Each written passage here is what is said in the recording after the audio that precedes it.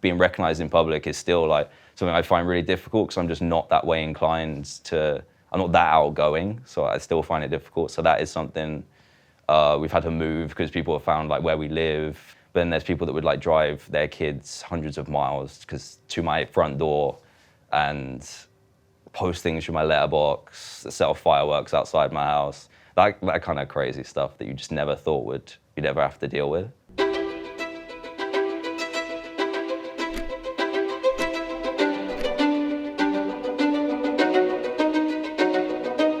What inspired you to get into YouTube? I was really into Pokemon cards, but I used to, instead of collecting them, I actually played the game. Like, not many people knew how to play the game. So I actually played it, went to tournaments, all that kinds of stuff. I was able to get a sponsor to like fund the travel buying the cards. And that's where I made my Pokemon Dan level 45 channel, which is the one before the one that is my main channel now. The main channel is like almost 10 years old. So this must have been like 12 or 13 years ago. How old were you? I'm 30 now, so like 16. Yeah, 16, 17 years old.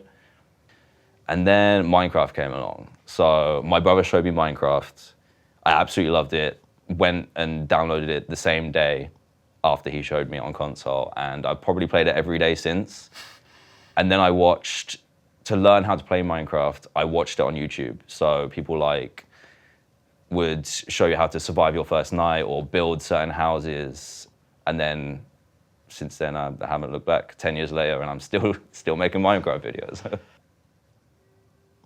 Were your parents all supportive, and like were your friends supportive? Did any of your friends at school when you were 16 know that you were making Pokemon videos? No, no, I didn't tell anyone.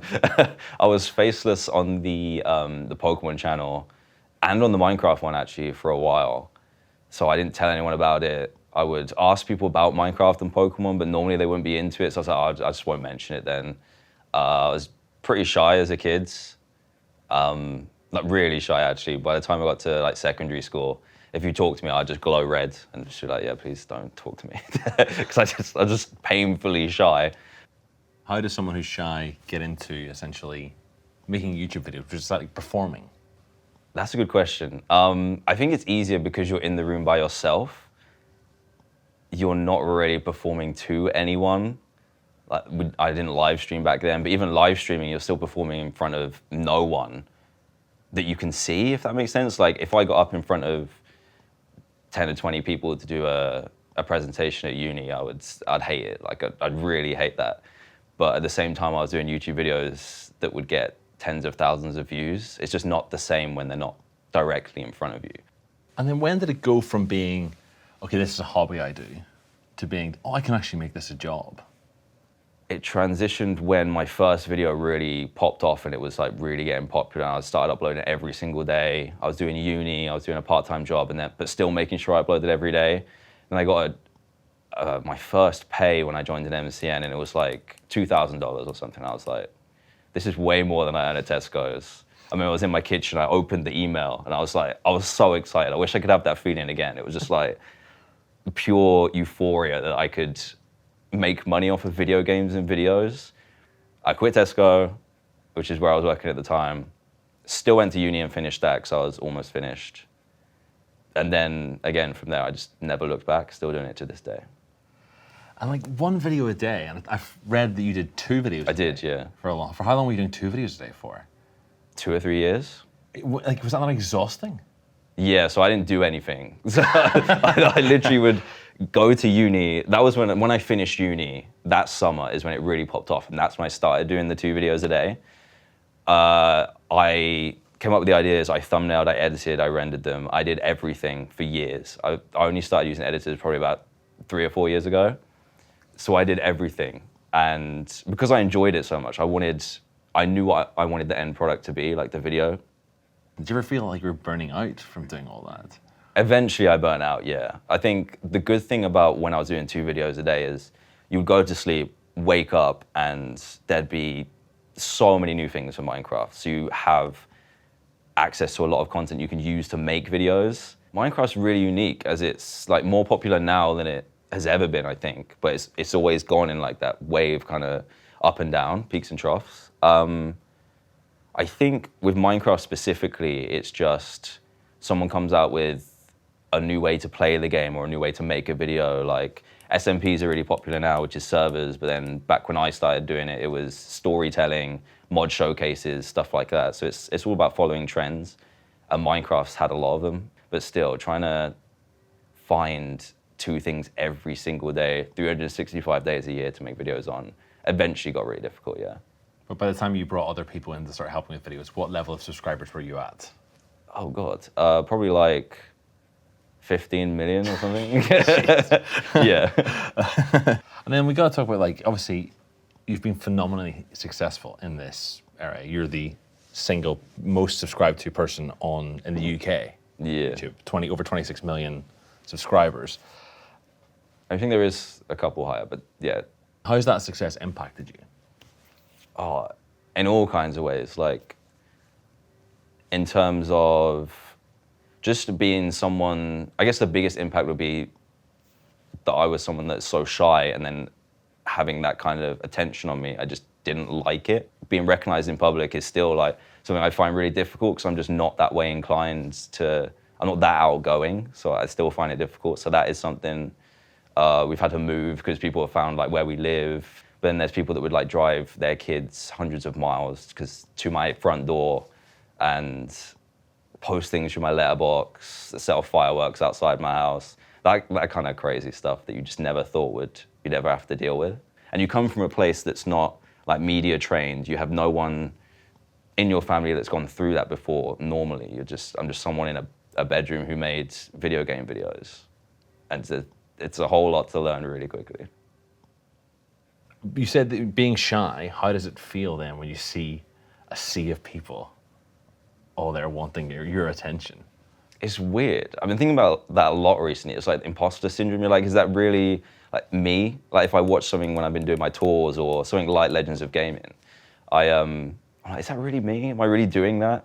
It is almost like there's 2 people. There's normal, regular you, just lives day to day, and then there's like the performing side of you, but they're the same person. It's really a strange feeling. I remember, I think the first venue we did was about 2,000 to 3,000 people. So we'd either play games just in front of an audience, so they can kind of see like the YouTube experience live, and we'd only ever practiced it in front of like 10, because you just can't practice in front of that many people and just slowly build it up. You're like, you've got it in your head, you know what the show is meant to be, you know what you're supposed to do, now do it. And I remember one of the producers of this show said to me that before I came out on the stage for my first show, they were like, I hope you can do this, because there was no evidence that I could. But when you get up there in front of those people doing something you love and enjoy, there's just like this rush that you get that's not, you can't really get it anywhere else. It's such unique of an experience. It's so much fun. Some of the people that worked on Legends of Gaming approached me with the idea of doing it as a tour. So taking the characters, basically doing the same thing, but kind of taking it out of Minecraft, because on the stage show we had big screen behind me, all my characters were there, I'd talk backwards and forwards with them. And yeah, that's how it was born really. Just wanting the challenge of making a video live, I guess, and taking those characters just to the next level. We started with 4 days. We did 4 days, I think it was Brighton. I can't even remember where else we did it. And then because it was so popular, we just kept going and going and going and going. And like almost 2 years later, we'd done the whole of America, Australia twice, the UK, pretty much everywhere. Yeah, you still at the Sydney Opera House. Is that right? You were in the Sydney Opera House? Yeah, 4 times. Oh yeah, just 4 times, yeah. Yeah, we did 4 shows of it. That was probably one of my favorites. Like that is such an iconic venue. Yeah. If you ask someone to name the most iconic live venues in the world, that's got to be in someone's top 3 every time. Yeah, It's iconic, yeah. Yeah, so do you think a lot of the YouTubers of your kind of generation are introverts who were in their bedrooms as a kid making videos, and then all of a sudden they've blown up into these big things? Yeah, I'd say the majority are, or yeah, especially like my generation where you couldn't aspire to be a YouTuber because it wasn't a thing. So yeah, I think a lot of us were people who wanted to show the world our like real personalities, but just didn't have the confidence to do it in real life. So we used a camera and video games and combined that instead and uploaded it instead, which is it's kind of mad to think about, really. So obviously your content is child friendly. Yeah. And your audience is mainly children or teenagers grown up now. Was that a conscious decision from the start? No, my old videos are full of swearing. There's literally swearing compilations of me on YouTube, which is funny to look at now. But I think everyone has that, like other YouTubers that then turn really family friendly. So I did make that conscious decision to cut out swearing and also be careful about what was in my videos, like any blood, I wouldn't play the game. Any like extreme violence, I wouldn't play the game. It's different now because everyone's grown up. So I'm a little less conscious about that. My main channel is still and will always be family friendly. I wouldn't say it's kids orientated because the kid orientated stuff now is like really fast paced, in your face, shouting, overexcited. I'm not about that anymore. I'm 30 years old. I can't keep up with that. It gives me a headache. But I do have another channel where I made it apparent and I made it very clear that stuff would be, there'd be games with blood in it, there'd be games with swearing in it. I even made a separate Twitter account so that those things, you know what you get from each platform. So my main Twitter account, my main channel, you know is going to be pretty much safe. Whereas the alt accounts, I do what I want. And the rules are kind of made very clear. You've opened up in the past about your mental health and how. Can you tell us a little bit about that? What was, I think the career you're in impacted your mental health? Definitely. I think because you spend a lot of time alone and in that YouTube grind, if YouTube isn't going well, it drastically affects your mental health because we do something where you could become irrelevant, which isn't as important, but you kind of like lose what you enjoy so much. There's always that fear that it could just tomorrow just disappear. So when things aren't going so well, there's the massive mental battle you have to do to not let it affect you too much. And just remember that you're playing video games for a living. This is still really cool. You still get to do something really unique, even if it's not going your way at the minute. Eventually, everything will be all right. Yeah. Do you still feel that fear that it could all go away, even though you've got 26 million subs? Yeah, I think I took about 2 months off and came back and my video was a 10 out of 10. Which is bad in YouTube in the dashboard. So 10 out of 10, it means it's your worst performing video out of your last 10. And I was like, oh, this sucks. And then I had to like build up the momentum again, but you have to catch yourself before you get in that, the numbers game with yourself, like comparing yourself to other people, like why are my videos not doing that well? It is a constant mental battle, but you have to just try and catch yourself before it gets that bad. Yeah. I think after my son was born, I had postnatal depression, and that was really difficult because you need to perform to an extent in a YouTube video because you need to be enjoying the game. But when you're not feeling that at all, like you're just not feeling happy or positive at all, trying to do that is really difficult. Like you're almost like faking it. And I don't want to do that for videos. It's just something I don't want to do. I don't want to ever fake a reaction or fake being excited for something. It's just not something I want to do and enjoy. So that was a really, really tough point in my life. To the young YouTubers who are kind of up and coming now, going to be like the next big thing, what would you say to them to look after their mental health?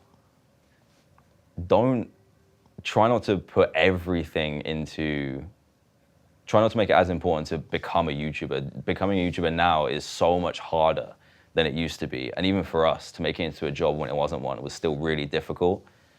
It's hard to not suggest to work really hard and do that 2 video a day grind because that's what I did. But I wouldn't recommend it. I was at the right time in my life when I did it.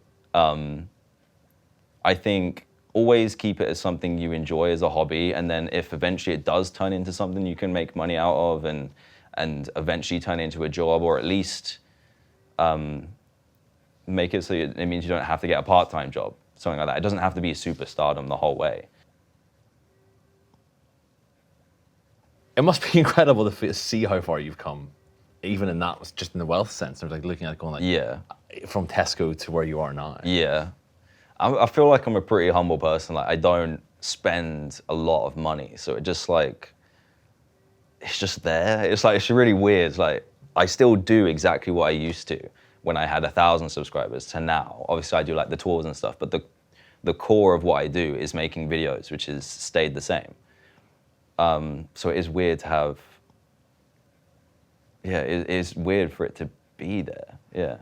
With mainstream media in particular, or older media, there's this obsession around how much money YouTubers earn. I think the media, or like old school media, was more obsessed when it started to become a job, because we were not only doing it as like a full-time job, we were like exceeding that and then earning a lot of money as a one-man team compared to what a traditional media company has, which is hundreds and thousands of employees. I thought it was weird at the time, but I guess it was just interesting to them. Like it was usually depicted in a negative light, like why are they just playing video games and getting paid millions? But there was a lot more to it than that. And I think because we could talk to our audience more directly, they got that. Our audience know that there's more to it than that. So it didn't really matter too much. It was more that I knew how much I was earning, but then for it to be on such a public, like a big company like Forbes, like a really trusted financial reporter, that now everyone in the world and your family knows like how much, like a ballpark of how much you make that was challenging too, actually, yeah. Well, how was that challenging? Because family members would suddenly pop up and then be like, oh, it just becomes, it's always been taboo to ask like someone how much they earn because no one needs to know. But when they guessed, but they got it pretty accurate. Then now everyone knows your financial situation. It's just really strange. And then on a happier note, I want to talk because obviously now you're 30, you're one of the, which is a strange thing to say, you're one of the elder statesmen of YouTube. Yeah. You've got this Minecraft and another boom, as you've said. You've got these young Minecraft YouTubers coming up, like Tommy Ennett and Dream and people like that. Yeah. And how has that been, seeing another generation come through after you? It's been really interesting because I talk to Tommy quite a bit, and he literally watched my videos when he was growing up, and now he is doing the same thing on a much larger scale as well. It's just like, I think that's partly because just so many more people are watching YouTube and consuming Twitch and stuff. So that if you do blow up and go viral, it's so much bigger than it was 9 years ago. Especially with them being so young, it's easy for someone to like swoop in and take them down the wrong path and then end up, it's usually money related, where someone will take advantage of a YouTuber who maybe doesn't know how to read a contract properly or anything like that. And I feel like I've made some of those mistakes, so I can help someone that is new to the space not make those mistakes. It is almost like a fatherly, like, protecting thing. Like, you're so young, I can help you to avoid these situations or help to keep your mental health in check just a little bit. I'm all for helping as many of them as I can with anything. Is there anyone who you're looking at and you go, they've got something? Over summer, I've always got my eye out, because usually over summer holidays, when kids are off school, someone blows up. Like, it just happens. There's always one YouTuber that goes from small time to massive. It always happens. So I'm looking forward to seeing who that is next. And then you mentioned thumbnails there. And I think it's an interesting, people don't realize how much work goes into a thumbnail. Yeah, especially nowadays. Yeah. But then what to you makes a good thumbnail?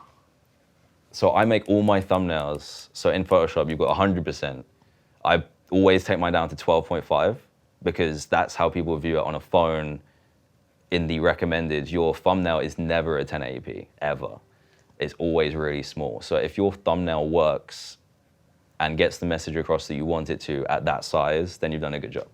I'm always trying to make them better, but simpler is always better. Where do you see it going? Where do you think things will go in the future? It'd be interesting to see when I reach like 40, 50, that kind of generation, where what new comes in, because I can't really think, apart from like VR that hasn't really been tapped into. I don't know what else there is to do, like streaming, VODs, then you've got the short form video. It's like kind of already there already. And as we were growing up, technology just had this massive boom anyway, and now it's kind of stalled out. So I honestly have no idea. Do you think there's a point where you'll stop making YouTube videos? I mean, I didn't think I'd be doing it for like 10 years. So I don't know when I would stop. I have to create, like, no matter what it is, whether it's drawing, music, videos, I have to just be creating something. Otherwise, I go crazy. So I like to think I'll just do it for as long as people are interested. Maybe even longer. I'll just make them because I love making videos. I'm slowed down, but I'm not stopping yet.